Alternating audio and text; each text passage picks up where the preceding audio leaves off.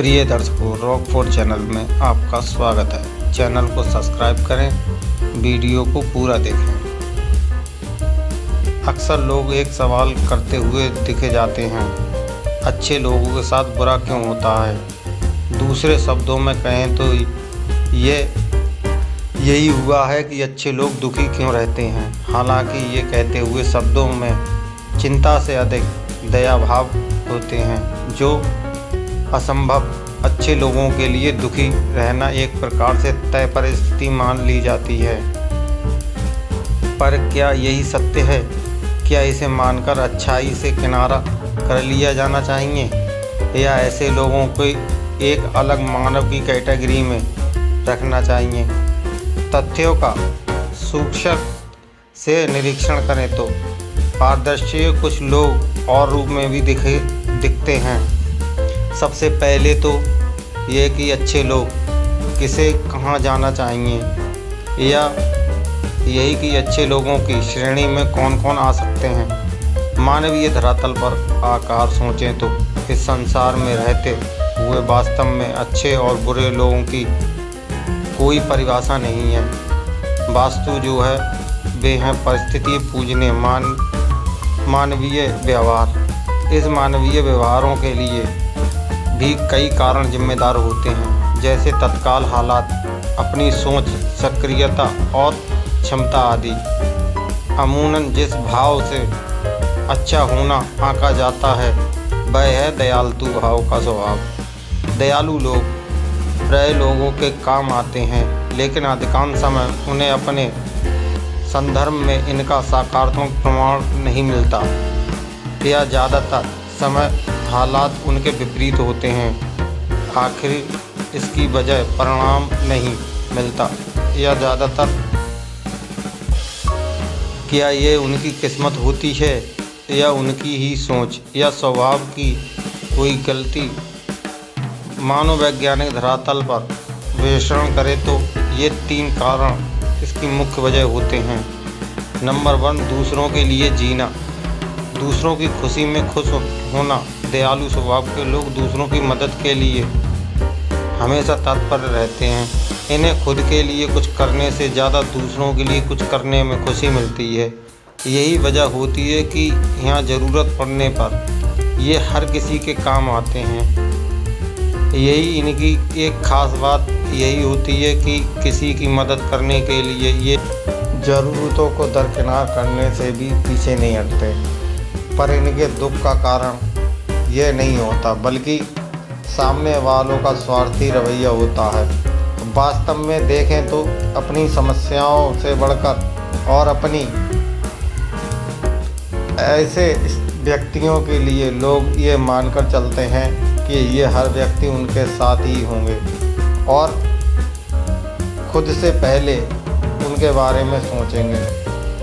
उनसे मदद की चाह रखने वाले ये लोग भले ही इनके लिए कुछ ना करें, लेकिन इनसे कभी भी नहीं सुनना चाहते।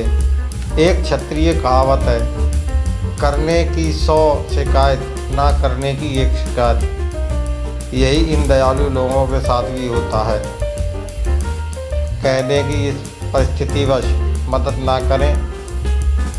ना कर पाएँ तो सामने वाले व्यक्ति के मन में ये बात आ जाती है कि अब ये उनके काम का नहीं आएंगे। नतीजा ये होता है कि वे उनकी बात, सोच, निर्णय को अनदेखा करना शुरू कर देते हैं। यही बात उन्हें दुखी करती है। आपको ये समझने की ज़रूरत है कि ये आपका बुरा रवैया नहीं है जिसके लिए आपको दुखी होना चाहिए या पछताना चाहिए, बल्कि ये सामने वाला का स्वार्थ है, जो किसी की ज़रूरतों को समझे बिना हमेशा उसकी मदद लेना चाहता है। इसे समझते हुए आप पछतावे के भाव से निकल जाएं और अपनी प्राथमिकता के साथ चलें। बार बार ऐसा होना आपके लिए, जबकि ऐसा नहीं है। इसलिए अपने दिल की सुने और अपने में से एक और बात होती है। नंबर 2, खुद की परवाह करना स्वार्थी बनना नहीं होता दयालु। लोगों को प्राथमिक स्कूल, परिवार, कभी रिश्तेदार और कभी दोस्तों आ जाते हैं, तो कभी ये बच्चे होते हैं। परिणाम ये होता है कि इनके पास खुद के लिए ही खाली समय नहीं होता कि अपने शौक़ पूरे कर सकें, क्योंकि इनका हर कदम दूसरों को खुश करने के लिए होता है। इसे पूरा करते हुए अपने सपनों को पूरा करने के लिए काम नहीं कर पाते। आपको अपनी इस सोच में थोड़ा सुधार लाने की आवश्यकता है। आपको ये समझने की ज़रूरत है, खुद के लिए सोचना स्वार्थी बनना नहीं होता, और दूसरों के लिए सोचने का मतलब ये नहीं होता कि आप खुद के लिए बिल्कुल ना सोचें। निस्वार्थ भाव से किसी की मदद करना और बात होती है, लेकिन निस्वार्थ होने का अर्थ खुद की ज़रूरतों को भूल जाना नहीं होता। आपको याद रखना चाहिए कि भगवान ने हर इंसान को शरीर और मन दिया है। इसकी ज़रूरतों और खुशियों का ख्याल रखना हर व्यक्तिगत इंसान की जिम्मेदारी होती है। अपनी इस जिम्मेदारी को पूरा करना गलती नहीं हो सकती। हाँ, स्वार्थी होने और जिम्मेदारी होने के बीच का फ़र्क अवश्य समझ लें। कभी ऐसा नहीं होना चाहिए कि अपना हित साधने के लिए किसी अन्य का बुरा किया जाए या समर्थ होते हुए भी ज़रूरतें में किसी के काम ना आए, तो ये स्वार्थ ही कहलाएगा। नंबर 3, उम्मीद करना तीसरी और एक बहुत ही ज़रूरी चीज़ है, जो कि वह उम्मीद रखना अपने किसी की मदद के लिए नहीं, ताकि वह बदले में आपकी मदद करे या आपको सम्मान दे या आपके बारे में सोचे।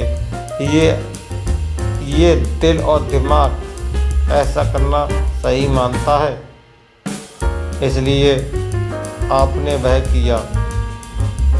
फिर अगर बाद में आपके उस काम का पहचान या सम्मान मिल तो आप दुखी नहीं होना चाहिए। अगर ऐसा है तो दिखता है कि उन कामों के बदले आप भी कोई अच्छा रख रहे हैं,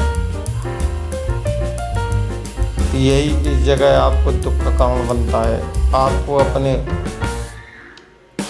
विवेक के साथ किसी के लिए कोई त्याग किया तो वह ही आपने अपना नैतिक कर्तव्य और इंसान धर्म पूरा किया है। संभव है भविष्य में आपको इसका पुरस्कार मिले, लेकिन इसके लिए आपको किसी अच्छे परिणाम की उम्मीद नहीं करनी चाहिए। गीता के वह उक्त याद रखें, कर्म करो फल की चिंता मत करो। यह वह रहा है जो हर हाल में आपको दुखी होने नहीं देगा।